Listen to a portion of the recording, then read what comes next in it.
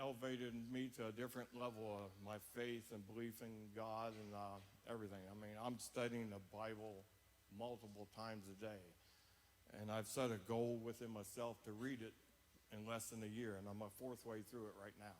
I just started in December, so and prayer, and I pray, and I prayed about my situation because I was feared about my family, what's going to happen to them if I don't make it.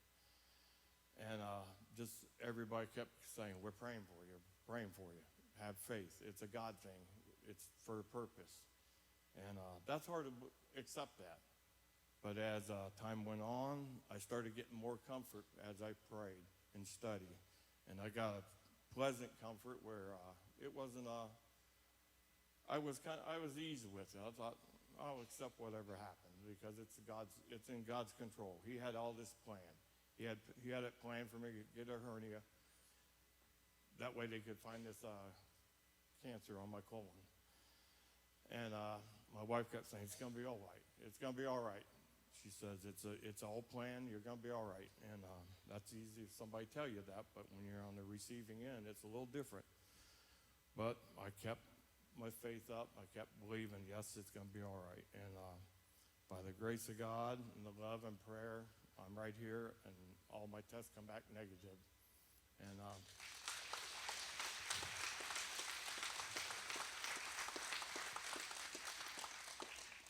you know, advice stuff I want to say. I know some people that has heard about what's happened to me, like close to my age and that. They went right out and made appointments to get checked.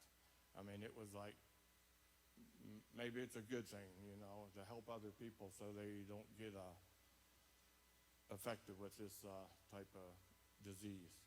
But God's good, and He's awesome, and prayer is real. And that's the way I look at it now, like I've never done before. Thanks, Steve. We're going to pray. A round of applause for the courage to come up here and speak about something that no one loves, which is being afraid. Please pray for me. So I'm really, really nervous. I would say my biggest fear is the fear of unknown. I trust God and I have faith in Him that He's going to get me through whatever I'm going through. Just sometimes that in between, not knowing how I'm going to get there, can be very fearful for me. And for the most part, I think I trust God. I give Him my fears and my worries. I do pretty good about that. But every once in a while, my fear takes over, and it can kind of consume me at times. Recently, our youngest son, Blake, approached us this fall. He wanted to travel overseas and be an au pair. He wanted to go and work with children and teach them English and travel. His biggest goal was to travel. And my response to him was, nope, you're not going to go. You're too far away from me. I can't take care of you. Something happens. And he's, Mom, I feel like God's calling me to do this. I need you to pray about it. So I prayed about it, read in my scripture, I fasted, and I just felt like God saying, I got him. Trust me, I'll take care of him. So I told Blake, I said, I've got peace. You know, you're okay to go. And so he finally found a family in Italy, and we purchased his ticket for January, and things were good. We told our friends and our family, and they were excited, but they started voicing their concerns, which then brought that fear back into me, you know. And some of the concerns were kind of minor, and some of them were like really major concerns that they had. And I just kept saying, I'm giving it to God. I'm trusting Him. But I have to go back and start praying again because those fears kept coming into me, and he kept saying, I've got him. I'll take care of him. About a week before he was to leave, that's when the U.S. and Iran started things getting fired up again, and very hard for me to let my kid go. I lost it. It was a Saturday night. I burst into tears. God, I can't do this. Every scenario went through my head of what could happen. And I prayed, and I don't sleep well at night anyways, but every time I woke up during the night, I was praying for Blake. God, give me peace, or just let this not work out for him. And so that Sunday was when they introduced fear for our series. And it was like God saying, I've told you I've got him. I've got him. And he did. We dropped him off at the airport that Wednesday. I had such a peace. I knew he had him. He was going to take care of him. He put the right people with him on the plane to get him through to his next gate or through customs. He did. He took care of him. He got him there safely. He met up with his family and just had to trust in God, and let him have all my fears. Through different times in my life, we went through infertility, we went through an adoption, loss of a parent, and each time, God took care of me. He got me through everything, and now that I look back, I can see how he used me to help other people that went through those situations. And so, 2 weeks over there, Blake came home. He was supposed to have been there for 3 months. He said, I just couldn't do it anymore, Mom. So he got home, and he said, I don't know why God sent me there. And I said, you may not know it right now, but eventually you will. You'll be able to help someone else out. You'll give your testimony, and he will use you through this. I truly believe he wasn't supposed to be there for 3 months. I think the time he was there taught him different things. God used that time, and he brought him home. I just encourage you to pray, read your scripture, fast, and just give everything over to God. That's the best thing you can do. He's in control, and he's always going to take care of everything. It may not be how you think it's going to be, but it's the best way.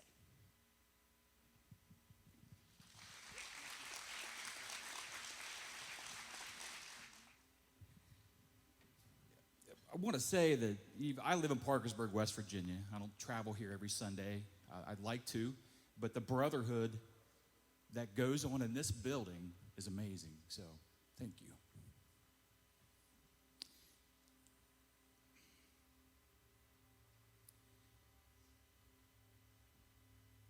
I'm a high school principal, and I think it's important for you to understand my journey so you can get my point today. Came from a blended family.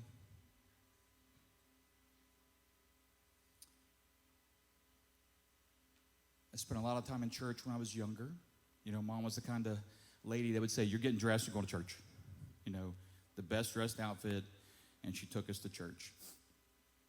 Dad didn't really go, so I came from, my dad was a non, and he really didn't like to go to church. So Mom just kind of crammed it down your throat. So after that, I, for the longest time, spent a lot of time in a youth group that was about 300 strong. And when I was in my mid-teens, we did a lot of service. And I realized then, at that point in time, that my life was to be in service. I wanted to serve others. And I had done that for so long that at times I didn't feel like I was always taking care of others, but not a lot of people were taking care of me. But I was missing out on the one person that should be. So I went through going to college. I passed up going and playing college basketball to stay home with my parents because they were constantly, fighting and abusing one another. Got married. Had a beautiful daughter. And at 6 months, she had open heart surgery. So that was in 2003. In 2002, prior to that, my brother committed suicide.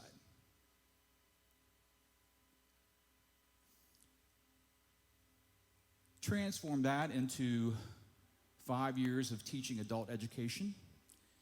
going through a divorce, being in the classroom for 14 years, primary teaching elementary kids, coaching 25 years of high school track and basketball. I still run a basketball camp, so I spend a lot of time with the little ones. Going through my second marriage, and all of a sudden,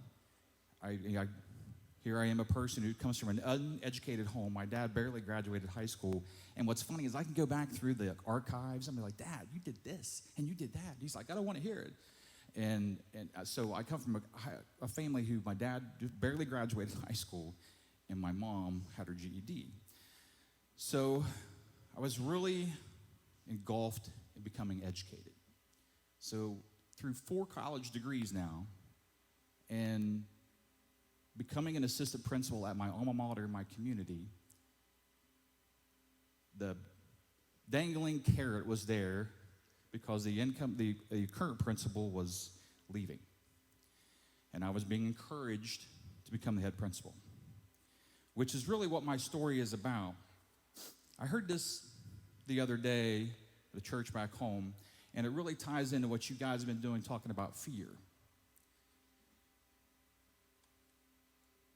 God does not call the qualified. He qualifies the called. My fear, as I go back for me, is, am I going to be a good enough dad? Am I ever going to be good enough to have, not necessarily good enough, am I going to be qualified to be a father? Am I going to be qualified to be a good enough man to have somebody else in my life? Am I going to be good enough to be a high school principal? Because I would have never imagined in a million years going to the same school I graduated from and now overseeing 2,000 people. 1,700 students, and you tie the staff, and there's 2,000 people there every day. Am I qualified to do that? So this past spring, going through a pretty rough time with work and getting ready to be separated for the second time,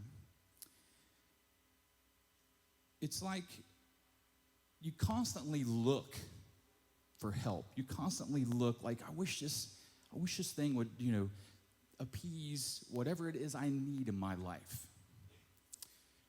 And for me, God put someone in my path, which is why I'm here, and that's Becky.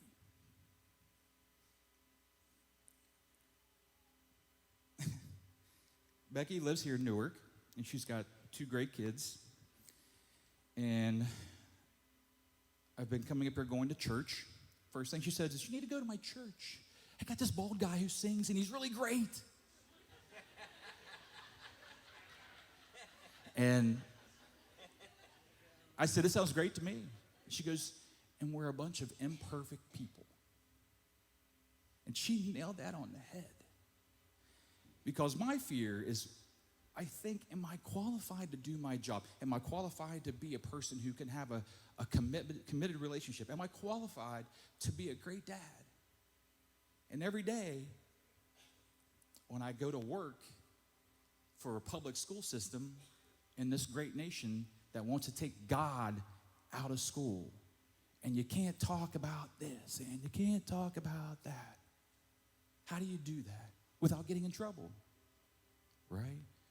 So you have these private, personal conversations with kids that when they're really on their lowest low, because that's what we do most of the day is spend time talking to kids and trying to build relationships with people, because kids and people can't be successful unless they have a good foundation. Cody Carnes has a song called Nothing Else, and there's another song, Build My Life, that when I was listening to in May, which I got rebaptized here this summer, And I really felt those songs were just talking to me. And then you have Jeff and Jason and Corey who are talking to me. I feel like every day I come to church here, and I feel like the sermon's about me. And that's how I feel. I have a great connection here. And that's the thing. Not everybody can be connected. I can never imagine being these guys. They may feel like they're qualified. I don't know. But they are qualified to me. And they definitely, in my eyes, God has qualified them because of the message they preach. And only thing I can tell you is this, that sometimes when you face fears, you have to just face them. I go and speak, and it's kind of hard to believe I speak at places because up here I'm getting upset because I'm talking about myself.